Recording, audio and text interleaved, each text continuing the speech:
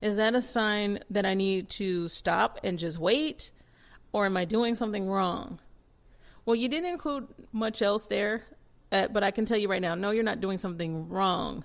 I want you to take that out of your vocabulary. Let's start there. What I do want you to focus on is, yes, allowing the universe to step in. Because it might seem to you that nothing's moving. When you said, I'm trying to manifest a new chapter, well, you already are. You already are. That's how that works. The second that you say, this is what I want, I'm putting this energy out into the universe, I'm aligning with that energy, now the universe is starting to work. Okay? And some of these manifestations are pretty big, guys. Some of you want to manifest a whole new life, like you just said. And so when you want to manifest a whole new life, Christian, for a lot of us, that's not going to necessarily happen overnight. It absolutely can.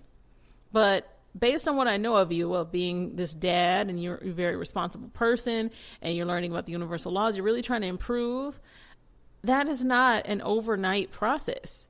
And so when the universe sees that you're trying to push something too quickly, it says to the universe, and by the way, if you're new to my show, the universe is everything from your guardian angels to source, who is what I call God, to your spirit guides. If you work with deities, it's your ancestors, etc.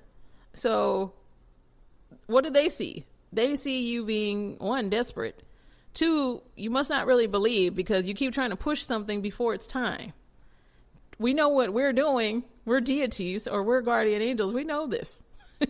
If you give us a moment, I promise you're going to actually start to notice the progression. That's where those angel numbers, etc., start coming in at. Is that's that confirmation. That's that, see, I've been here all along kind of a movement. Okay. And so what I want you to do, Christian, is to start to pay attention every time something feels almost like it's a sign. For instance, you just, happen to look up at a sign and it says 222. And then, you go somewhere and your total is $2.22. Oh, that's the universe saying, see, hello, we're waving at you. We know, we heard you. We're trying to work here. I promise we're working here for that new chapter that you want in your life. Now be specific. What type of new chapter? You want this new chapter to be messy and depressing? Or do you want this new chapter to be full of joy and happiness? So when you are writing this down, because I want you to write this down, put this in a journal specifically, or, write it down in general. Write down what you want in this new chapter. Be so specific. Go back to my episode called Last Night Was a Movie if you want to see what I'm talking about, where I talk about scripting. I want you to script out exactly the way you want this in your life. I want this new chapter to go, chapter 1. This is what happens. Chapter 2. If you want to do it that way, you can, or you can just say, once upon a time, Christian was waking up in. Where are you waking up at, Christian? Who's waking up with you? Your kids, your dog? What's happening? What's that day go like? Be specific. That's what I want you to do. Okay, so that's my advice for you, Christian. And I'm going to pick one more person, and then I'm going to wrap up the 6th house Virgo. Let's see. And by the way, everybody who submits a question, we no longer say, reach out to everybody and say, hey, you got picked for today's episode, because they had no idea who I was going to choose. They just said, hey, here are the ones I think would be possibly a good fit. And I said, give me all of them. Give me all of them that you think would be a good fit. And I ended up with like 94. Okay. Let's see. I want to pick a really good one for the last one. Oh dear. Let's see. And by the way, speaking to Monique, who is located in Louisiana, you are not wrong for feeling like you do. Yes, you should have dumped him. I'm just going to say that. You didn't want me to, say too much. So I'm going to just say that. You made the right decision. Definitely. And stay away from that guy. Energetically, I just know something's very off about him. Stay away from him. Okay? He is not a good person. Okay, so Dahlia, I hope I said that right. It looks like it says Dahlia. She said, Josie, you are such a vibe. Thank you. So are you, because I love your name. And I hope I'm saying it right. How do I protect my peace while I work at a job that has very low energy? I can't leave. And I need something to remind me to remain unbothered so that I can start to be booked like you. So thank you, Dahlia. And you said that you are located in Washington. So shout out to Washington. And Dahlia, how you stay in the right vibration is to ask yourself the following question. Every time that you start to feel out of alignment because you are surrounded by coworkers with a low vibration, how do you want to feel right now? And if they start to get on your nerves, I want you to turn it around on them and ask them that. How do you want to feel right now? One, they're going to be confused. What do you mean? What kind of question is that? Well, I'm asking you, how do you want to feel right now?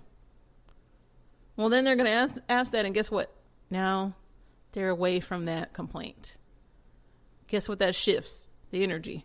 Guess what you just did? Shifted the energy. And even if you're only shifting your own, that's what I want you to start with. And as far as being in a negative environment, do not speak about it negatively. Because what that says to the universe is, oh, you're really not ready at all. You don't want us to, you're not ready to level up? Is that what you're saying? Because that's cool. If you're not ready, that's fine. All right, we can come back. There's no force here. We're not coercing you. We're not telling you you're wrong. You're not wrong whatsoever. We have all worked in environments that we absolutely detest. Okay, we have all worked around people that we absolutely dislike. Okay, that say awful things and microaggressions, all the above. I could have several episodes about that. And one thing that I learned is to, one, not share anything about my personal life at all. I just would come in, work. I did not hang out with these people. I did not volunteer anything about my life. They didn't know anything about me. I wanted it that way.